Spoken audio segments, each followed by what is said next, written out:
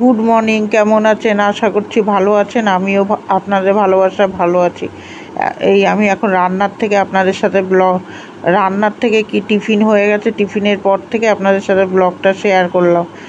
এর বাইরে যা রোদ্দুর আজকে দেখুন, আমি মাথাও আশ্রাইনি, গরমে আমার শরীর ভালোই লাগছে না। আমি কয়দিন ভিডিওই করিনি, ভিডিও করতেও ভালো লাগছিল না। তারপরে আবার ভাবছি না করি ভিডিওটা, ওই জন্য আপনাদের সাথে ভিডিও করতে আজকের থেকে আবার ভিডিও করা শুরু করলাম। আপনারা কেমন আছেন এই গরমে? এই দেখুন বাসন টাসন পড়ে আছে, এই যে এখন বাসনগুলো মেজে নেব। এই যে বাসনগুলো মেজে নেবো, এই যে বাসন মাজতে চলে বাসনগুলো মাজবো আর ধোবো। এই আমি এখন আজকে দুপুরবেলা শুয়ে শুয়ে ভয়েস দিচ্ছি, আর পাখা বন্ধ করে ভয়েস দেওয়া যাচ্ছে না, এত গরম। ওর জন্য আওয়াজ একটু হলে হতে পারে। এই যে সুন্দর করে বাসনগুলো মেজে ধুয়ে পরিষ্কার করে নেবো। আমি 4 দিন পরেই ব্লগটা 4 দিন পরে কন্টিনিউ করছি।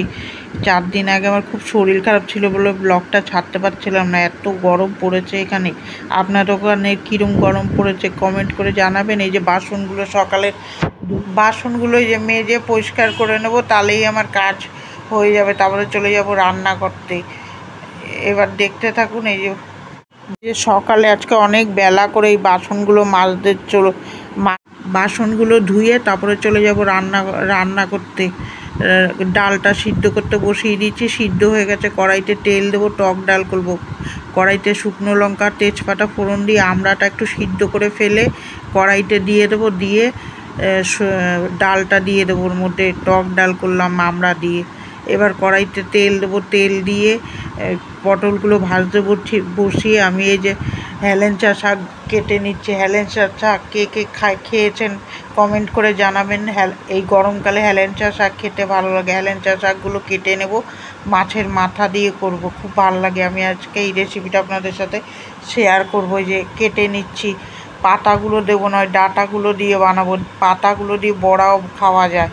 এই যে সুন্দর করে ডাঁটাগুলো কেটে কেটে দিয়ে দিচ্ছি ওর মধ্যে। এগুলো এই গরমকালে খেতে খুব ভালো লাগে, একটু টিটকুটে লাগে, খেতে খুব সুন্দর লাগে। তারপরে চলে আসবো আবার উপরে কড়াইতে বড়িগুলো ভেজে নেব, ভেজে নামিয়ে নেব। তারপরে কড়াইতে তেল দিয়ে শুকনো লঙ্কা আর একটু রাঁধুনি ফোড়ন দিয়ে একটু নাড়াচাড়া করে চাল কুমড়ো দিয়ে দেবো। চাল কুমড়োর ঘন্ট করব। রাঁধুনি দিয়ে নাড়াচাড়া করে এরমভাবে। এই গরমের দিনে এই হালকা পাতলা তরকারি ভাল লাগে, মশলাপাতি খেতে ভালো লাগে না। তারপরে দিয়ে দিলাম চাল কুমড়ো, ওর মধ্যে স্বাদ মতন লবণ, হলুদ, একটু চিনি দিয়ে ভালো করে নাড়াচাড়া দিয়ে ঢাকা দিয়ে দেবো। একটু অর্ধেক সিদ্ধ হয়ে গেলে একটুখানি চালের গুঁড়ো জল দিয়ে গুলিয়ে দেবো, আজকাল দুধ দিলাম না। দিয়ে তারপরে ধনে পাতা দিয়ে নামিয়ে নেবো। ওই যে চাল কুমড়োর ঘন্ট হয়ে গেছে। তারপরে মাছে হলুদ ধুয়ে রেখেছি, হলুদ লবণটা মাখিয়ে নেব। এই সুন্দর করে হলুদ লবণ মাখিয়ে নেব। নিয়ে ওই পাশে আবার ওই শাক ভাজাটা আপনাদের সাথে শেয়ার করিনি, শাক ভাজাটা বসিয়ে দিয়েছি ওই পাশে। আর এই পাশে মাছ ভাজবো, এই যে মাছ ভাজতে বসিয়ে দিয়েছি, আর ওই পাশে শাক ভাজা বসিয়েছি। দুপুরে লাঞ্চ মেনুতে হচ্ছে ডাল, চাল কুমড়োর ঘন্ট, সর্ষে বাটা, চারাপোনা মাছের, আর ওই চাই। তারপরে কড়াইতে তেল দেবো, তেল দিয়ে একটুখানি রাঁধুনি ফোড়ন, কাঁচকলার মাছের ঝোল করব। জিরা ফোড়ন দিয়ে কাঁচকলার আলুটা ছেড়ে দেবো, ছেড়ে দিয়ে ওর মধ্যে হলুদ লবণ আর একটুখানি জিরার গুঁড়ো দিয়ে, আদা দিতে নেই, কাঁচকলা আর আদা দেয় না একসাথে, ওই জন্য আদা দিতে নেই। জিরার গুঁড়ো দিয়ে কাঁচা লঙ্কা ছিঁড়ে দেবো, দিয়ে ভালো করে ভাজা করে মশলাটা ঝোল দিয়ে দেবো। এটা পাতলা ঝোল করব, গরমের পাতলা ঝোল খেতেই ভালো লাগে। চারাপোনার মাছের পাতলা ঝোল করলাম কাঁচকলা দিয়ে, লেবু দিয়ে খেতে খুব ভালো লাগে। এই যে সুন্দর করে মাছগুলো ছেড়ে নামিয়ে দেবো, এই নাড়াচাড়া করে একটু জ্বালিয়ে নামিয়ে দেবো। কাঁচকলার মাছের ঝোল লেবু দিয়ে খেতে হেভি লাগে। তারপরে এই যে হেলেঞ্চা শাকের ঝোল করব। হেলেঞ্চা শাকের জন্য তেল দেবো, একটু কড়াইতে রসুন ফোড়ন দেবো, রাঁধুনি ফোড়ন দিয়ে মাথা দিয়ে নাড়াচাড়া করে জল দিয়ে দেবো।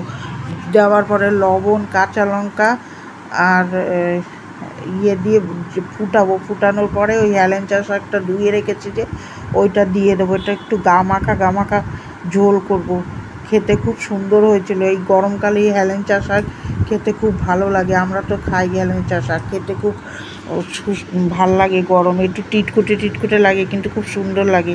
তারপর ওই জায়গাটা মুছে ভাতের হাঁড়ি টাড়ি ফাঁকা করে ছোটো হাঁড়িতে দিয়ে সব ছোটো বাসনে রেখে যে জায়গায় রেখে দিলাম। তারপরে চলে যাব গ্যাসটা, এই যে কাঁচকলার মাছের ঝোলটা আপনাদের সাথে শেয়ার করলাম, দেখিয়েছিলাম না ওই জন্য। এই যে দেখুন বাসন, কত বাসন পড়েছে আজকে, যেরকম বাসন নিয়ে আজকে আর রান্না করতে করতে বাসন মাজতে পারিনি। বাসন মাজাটা আপনাদের সাথে শেয়ার করব না। এই যে সুন্দর করে গ্যাসটা কসবাইট দিয়ে ঘষে নেব সুন্দর করে, মেজে পরিষ্কার করে নেবো। তেল কাজটা হয়ে যায়, সকালবেলা মুছে রান্না করি তাও কি তেল কাজটা, এত কিছু রান্না করলেও তো তেল কাজটা হবেই। এই যে সুন্দর করে তারপরে গ্যাসটা মুছে নেব, নিচে স্ল্যাবটাও মুছবো, ওই টাইলসগুলোও মুছবো। এটা তো রোজের ডিউটি, তাও আপনাদের সাথে শেয়ার করলাম। এইটাই তো আমার এই কাজ, এগুলি আপনাদের সাথে শেয়ার করি। কার কার ভালো লাগছে ভিডিওটা একটা লাইক দেবেন আর সাবস্ক্রাইব করে আমার পাশে থাকার অনুরোধ রইল। তারপরে পাশের টাইলসগুলো সুন্দর করে কসবাইট দিয়ে ঘষে মেজে পরিষ্কার করে নেব। রোজই করি এগুলো, তাও এইগুলি তো করি আমি, এগুলি আপনাদের সাথে শেয়ার করি। কোথাও বেরোলে তো আপনাদের সাথে শেয়ার করব, কোথাও বেরোনো আমার হয় না, সেরকম একটা কোথাও যাই না। এই যে সুন্দর করে এই করে নেবো। এখন থেকে তো বিকালেও আমি রান্না ধরে নিয়েছি, বিকালেও অতটা ছুটি থাকে না এখন। এই যে সুন্দর করে করে মেজে পরিষ্কার করে নিলাম। পরিষ্কার করে এবার ঘরটা দুটো ঘর মেয়েটা মুছে দিয়েছে, আর এই ঘরটা পরিষ্কার করবো। এবার এই যে জারটা মেজে নেব, জল রাখি তো জার মাঝে মাঝে মাজতে হয়, না হলে নোংরা পড়ে ভিতরে।